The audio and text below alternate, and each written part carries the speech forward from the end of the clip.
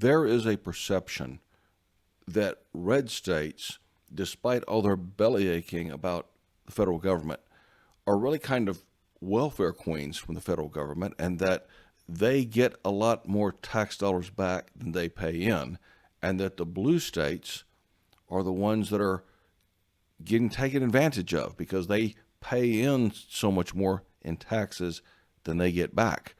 And so really the red states, people in there are talking about all the secession nonsense, and they just need to shut up because they are actually living off the largesse of their blue state brethren.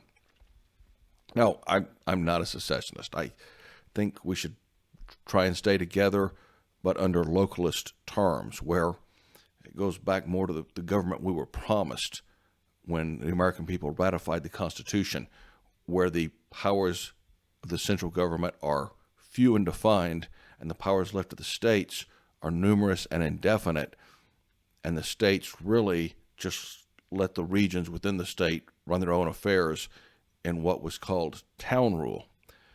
But I digress. The larger point is that's an inaccurate picture, and I'd like to give you the accurate picture in the next few minutes here. For one thing, our federal government spends a lot more money than it takes in, maybe $1 trillion a year more than it takes in. So if you're saying, gee, you're getting back more than you're putting in, well, on average, everybody is going to be getting back, on average. Every state can get back more than they put in. It doesn't work that way when we look at the state-by-state totals, but the fact is, when your federal government is spending $1 trillion it doesn't have every year and it's sending a lot of it back to you, you could expect to get a little more back than you put in, but it's based on debt. And that debt is going to be paid someday. And we won't really know who wins or loses until we find out who gets stuck with the debt they're running up to buy all this love. So I want to look at the stats because there was a really good study on this reported not too long ago. And it's true, there are some states that are real basket cases for federal dollars. And if we're talking about state governments, guys, this federal money goes to the state governments to try to co-opt your state government so that it doesn't serve you anymore. It serves the people in Washington.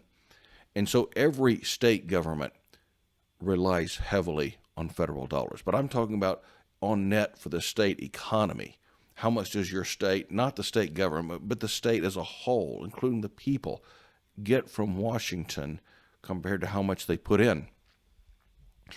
And, you know, like Mississippi is a basket case. Mississippi gets back over $3 from Uncle Sam for every dollar it puts in. But the next worst offender is a blue state, New Mexico, which is within a few pennies of getting the same amount of Mississippi, as far as getting back over 3 times as much from the federal government as they pay to the federal government. West Virginia is the next worst, and after that it starts getting a lot better.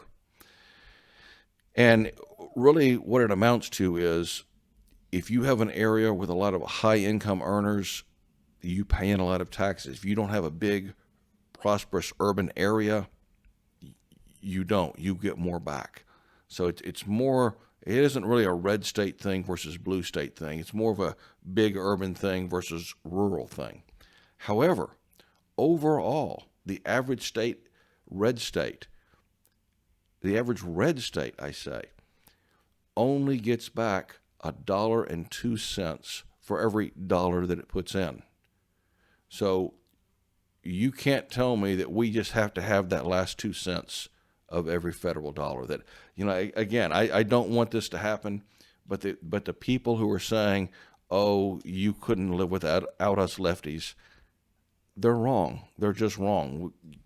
I would not want to live in a place where it's divided up, but I'm saying the stats show, an honest look at the stats show, it's not that the red states couldn't do without the blue states or do without the federal government. They could. And the blue states and the federal government should at least be aware of that. They should at least acknowledge that, because it's the truth. And indeed, if you look at a graphic of red states and blue states, with like, here's who gets the most for every dollar they put in, here's who gets the least for every dollar they put in. The two graphs between the red states and the blue states looks almost identical. Okay, the worst is Mississippi as far as the red states go. $3.15 they get back for every dollar they put in. But then, Nebraska only gets 63 cents back. Texas only gets 81 cents back.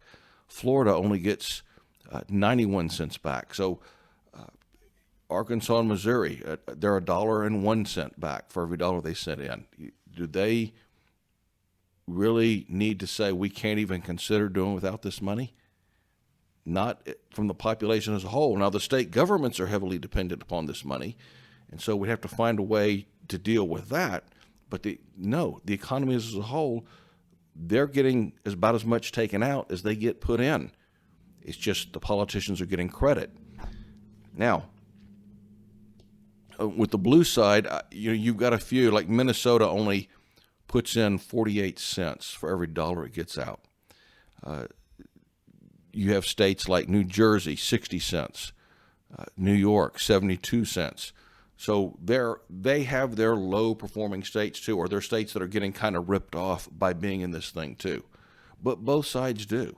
Like I said, the two graphs look surprisingly close to one another. And overall, the red states are only getting $1.02 back for every dollar they put in. And that's in an environment where the federal government is spending $1 trillion every year it doesn't have, and someone is going to get stuck with that debt. So, my friends, secession or whatever you call it, it may be a good idea or it may be a bad idea, but let's not indulge in falsehoods to say why it's a good or bad idea. Let's just look at the facts honestly and make our decision based on what is real and what is true. Thank you for listening.